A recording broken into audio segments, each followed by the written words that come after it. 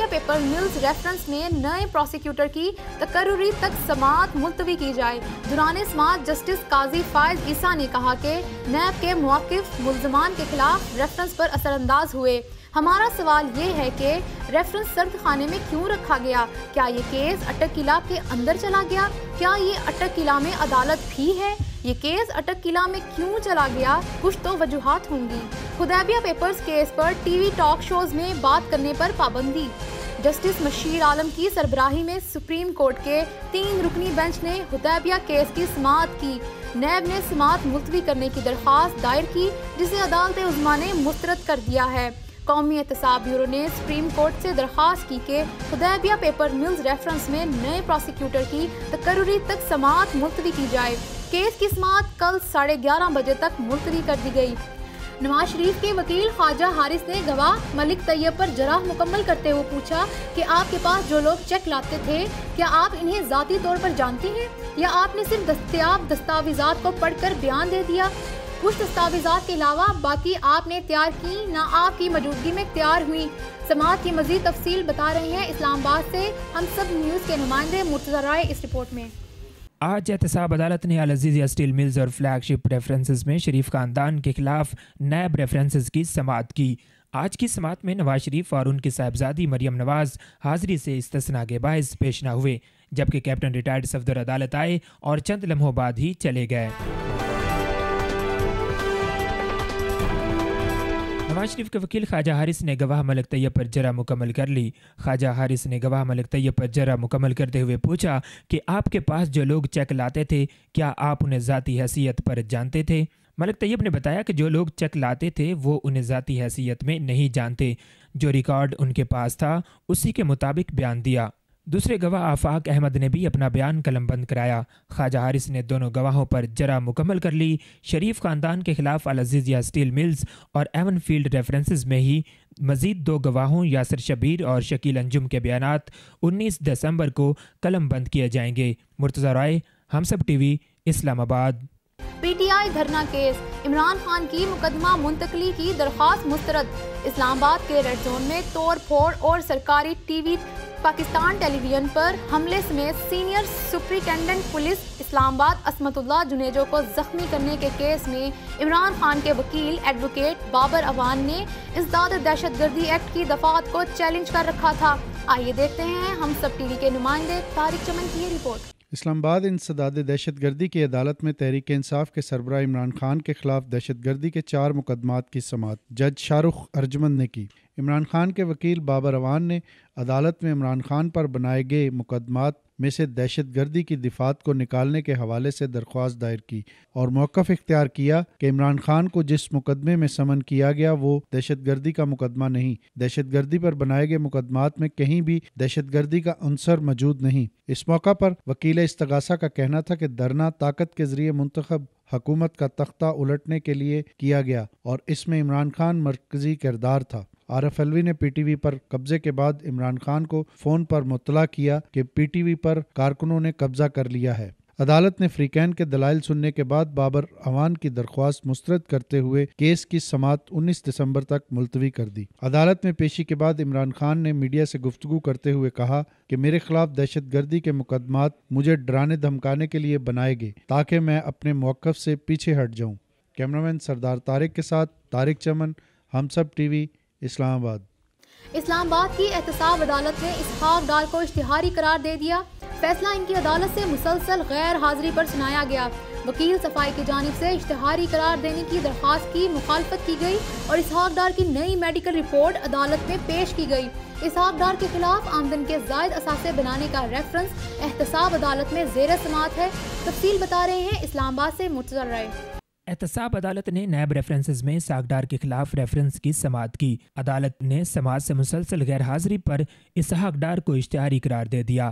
اس موقع پر وکیل صفائی نے اشتہاری قرار دینے کی درخواست کی مخالفت کرتے ہوئے اسحاق ڈار کی نئی میڈیکل رپورٹ عدالت میں پیش کی۔ اسحاق ڈار کے وکیل نے عدالت کو بتایا کہ ان کے موکل کی MRI کا انتظار تھا، سینے میں اب بھی تکلیف ہے اور میڈیکل رپورٹ کے مطابق دل کی شریان میں بھی مسئلہ ہے۔ وکیل نے کہا کہ اسحاق ڈار کے مزید ٹیسٹ ہوں گے۔ نیب نے اب تک میڈیکل رپورٹ کی تصدیق نہیں کرائی، جبکہ وارنٹ کی تعمیل لاہور کے ایڈریس پر کی گئی، جبکہ وہ تو وہاں رہتے ہی نہیں۔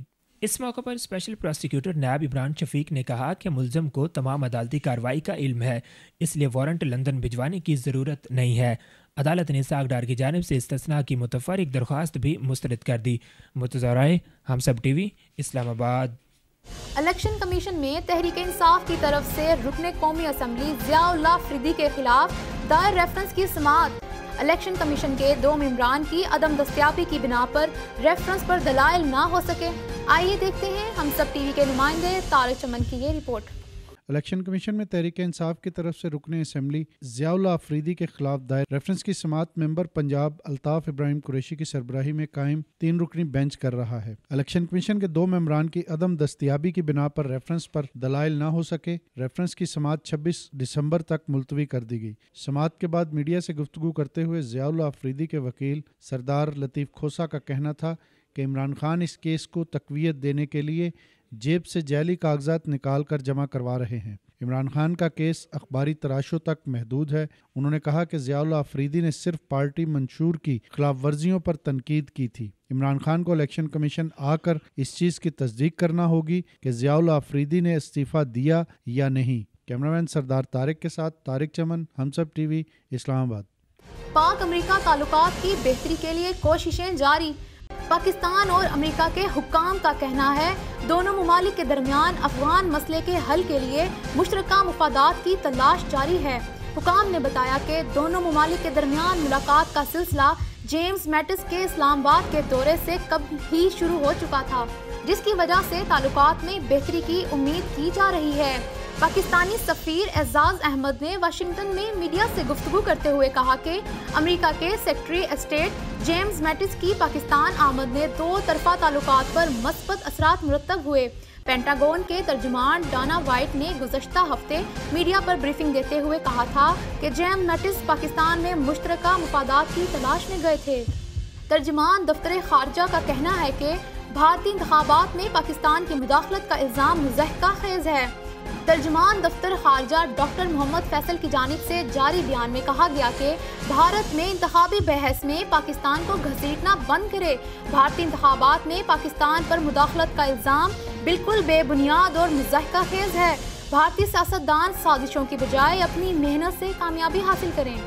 وزیر اعلیٰ سندھ مراد علی شاہ کا کہنا ہے کہ عدالت نے کہا لاڑکانہ کا پانی گدلا ہے، پانی تو سرگودا کا بھی ٹھیک نہیں۔ کراچی میں صاف پانی کے کیس میں چیف جسٹس نے وزیر اعلیٰ سندھ کو طلب کیا تھا۔ دوران سماعت جسٹس میاں ثاقب نثار نے وزیر اعلیٰ سندھ کو مخاطب کرتے ہوئے کہا تھا کہ آپ جہاں کہیں وہاں جا کر اس پانی کی ایک بوتل پی لیتے ہیں، اگر آپ کہیں تو میں اور آپ بھی مٹھی بھر جا کر نہر سے 1 گلاس پانی پئیں۔ کراچی میں ایک تقریب سے خطاب کرتے ہوئے وزیر اعلیٰ سندھ سید مراد علی شاہ نے کہا کہ وفاق کا دل سندھ حکومت کے لیے نہیں دھڑکتا، ہمیں K4 سمیت دیگر منصوبوں کے لیے فنڈز نہیں دیے جا رہے، لیکن شکر ہے عدالت کو ہمارا خیال ہے۔ آلودہ پانی کیس کی سماعت کا ذکر کرتے ہوئے کہا کہ عدالت میں کہا گیا کہ لاڑکانہ کا پانی گدلا ہے۔ اس پر کہنا چاہتا ہوں کہ اگر لاڑکانہ کا پانی گدلا ہے تو سرگودا کا پانی بھی ٹھیک نہیں۔ اگر آزادی صحافت پر یقین رکھنا ہے تو صحافیوں کی حوصلہ افزائی ضروری ہے۔ ہر طرح کے مشکل حالات میں فرض ادا کرنا صحافیوں کی پہچان ہے۔ صحافیوں کی پیشہ ورانہ صلاحیتوں کو ہر سطح پر خراج تحسین پیش کیا جاتا ہے۔ مزید جانتے ہیں اسلام آباد سے ہم سب نیوز کے نمائندے مرتضی رائے کی اس رپورٹ میں۔ اسلام آباد پریس کلب میں صحافیوں کے لیے ایوارڈ سرمنی کا انعقاد کیا گیا۔ ایوارڈ سرمنی کے مہمان خصوصی میرے اسلام آباد شیخ عنصر عزیز اور میرے راولپنڈی سردار نسیم تھے۔ ایوارڈ سرمنی کا مقصد صحافیوں کی حوصلہ افزائی کرنا اور پیشہ ورانہ صلاحیتوں پر صحافیوں کو خراج تحسین پیش کرنا تھا۔ نیشنل پریس کلب نے ایوارڈ حاصل کرنے والے مایہ ناز صحافی اون سائی کو پرائڈ آف جرنلزم اور چیئرمین جرنلسٹ پینل فاروق فیصل خان کو صحافتی اور کمیونٹی خدمات کے لیے شیلڈ پیش کی۔ اسلام آباد کے میئر شیخ عنصر عزیز اور راولپنڈی کے میئر سردار نسیم کو فادر آف سٹی ایوارڈ دیا گیا۔ تقریب کے مہمان خصوصی سابق صدر NPC فاروق فیصل خان، قائد صحافت صدر PFUJ افضل بٹ، سابق صدر NPC طارق چودھری تھے۔ ایران کی سعودی عرب سے تعلقات کی بحالی پر مشروط آمادگی۔ ایرانی صدر حسن روحانی کا پارلیمنٹ سے خطاب کرتے ہوئے کہنا تھا کہ ہم سعودی عرب سے بہتر تعلقات کے خواہاں ہیں، مگر اس کے لیے سعودی حکومت کو 2 چیزوں کو ترک کرنا ہوگا: اول اسرائیل کے ساتھ گمراہ کن دوستی، اور دوم یمن پر غیر انسانی بمباری۔ اگر یہ دونوں وجوہات ختم ہو جائیں تو ایران اور سعودی عرب کے تعلقات بحال ہو جائیں گے۔ انہوں نے کہا کہ ہم امریکہ کی طرح نہیں، ہم جب کوئی معاہدہ کرتے ہیں تو اسے پورا کرتے ہیں۔ عرب لیگ نے ٹرمپ کے فیصلے کو خطرناک اور ناقابل قبول قرار دے دیا۔ مصر کے دارالحکومت قاہرہ میں امریکی صدر ڈونلڈ ٹرمپ کی جانب سے مقبوضہ بیت المقدس کو اسرائیل کا دارالحکومت تسلیم کیے جانے کے خلاف عرب لیگ کا ہنگامی اجلاس ہوا، جس میں 22 عرب ممالک کے وزرائے خارجہ نے شرکت کی۔ اجلاس کے جاری اعلامیہ کے مطابق مقبوضہ بیت المقدس سے متعلق امریکی صدر ڈونلڈ ٹرمپ کے فیصلے کی کوئی قانونی حیثیت نہیں۔ امریکی فیصلہ عالمی قوانین کی خلاف ورزی ہے اور امریکہ مقبوضہ بیت المقدس کو اسرائیل کا دارالحکومت تسلیم کرنے کا فیصلہ واپس لے۔ دنیا بھر میں ٹرمپ کے خلاف احتجاجی مظاہرے پرتشدد رخ اختیار کرنے لگے۔ امریکی صدر کے فیصلے پر ترقی یافتہ ممالک نے بھی سخت تنقید کی۔ ترکی کے صدر رجب طیب اردوغان نے ڈونلڈ ٹرمپ کے فیصلے پر کڑی تنقید کرتے ہوئے کہا کہ اسرائیل ایک دہشت گرد ریاست ہے جہاں بچوں کا قتل عام ہوتا ہے۔ خبر رساں ادارے کے مطابق رجب طیب اردوغان نے فلسطین کے معاملے پر ٹرمپ کے فیصلے کو دنیا میں امن تباہ کرنے کی سازش بھی قرار دیا۔ فرانس نے یروشلم کو اسرائیل کا دارالحکومت تسلیم کرنے سے انکار کر دیا۔ فرانس کے صدر ایمانوئل میکرون نے صہیونی وزیر اعظم نیتن یاہو سے ملاقات کے دوران مقبوضہ بیت المقدس کو اسرائیلی دارالحکومت تسلیم کرنے سے انکار کر دیا۔ امریکہ کی جانب سے بیت المقدس کو اسرائیل کا دارالحکومت تسلیم کرنے کے فیصلے کے بعد اسرائیلی وزیر اعظم نیتن یاہو اپنے پہلے دورے پر یورپ پہنچے، جہاں پیرس میں انہوں نے فرانس کے صدر سے ملاقات کی۔ بعد ازاں فرانسیسی صدر نے پریس کانفرنس کرتے ہوئے کہا کہ انہوں نے اسرائیلی وزیر اعظم پر واضح کیا ہے کہ مقبوضہ بیت المقدس پر امریکی صدر کا یک طرفہ فیصلہ خطے کے امن کے لیے خطرناک ہے، جس کی فرانس مخالفت کرتا ہے۔ Spot fixing scandal, Nasir Jamshed پر 1 سال کی پابندی عائد۔ پاکستان کرکٹ بورڈ کے 3 رکنی اینٹی کرپشن ٹریبیونل نے اسپاٹ فکسنگ کیس کا فیصلہ سناتے ہوئے ناصر جمشید پر 1 سال کی پابندی عائد کر دی۔ انگلینڈ میں موجود test cricketer anti corruption tribunal کے سامنے پیش نہیں ہوئے اور تحقیقات میں تعاون بھی نہیں کیا۔ ناصر جمشید کو اسی سال 13 فروری کو معطل کیا گیا تھا اور 1 سال کی سزا کا مطلب ہے کہ ان کی معطلی ختم ہونے پر صرف 2 ماہ رہ گئے ہیں۔ اب بات کرتے ہیں موسم کے حوالے سے۔ ملک کے مختلف حصوں میں موسم سرما کی پہلی بارش سے موسم کہیں ٹھنڈا اور کہیں بہت ٹھنڈا ہو گیا۔ بابو سر ٹاپ، نانگا پربت، بٹوگا ٹاپ پر وقفے سے برف باری جاری۔ مری اور گلیات میں بھی آج برف باری کا امکان ہے۔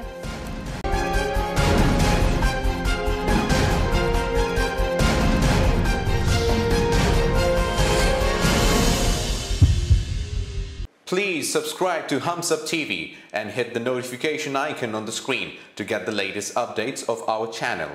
Thank you for watching Hums Up TV.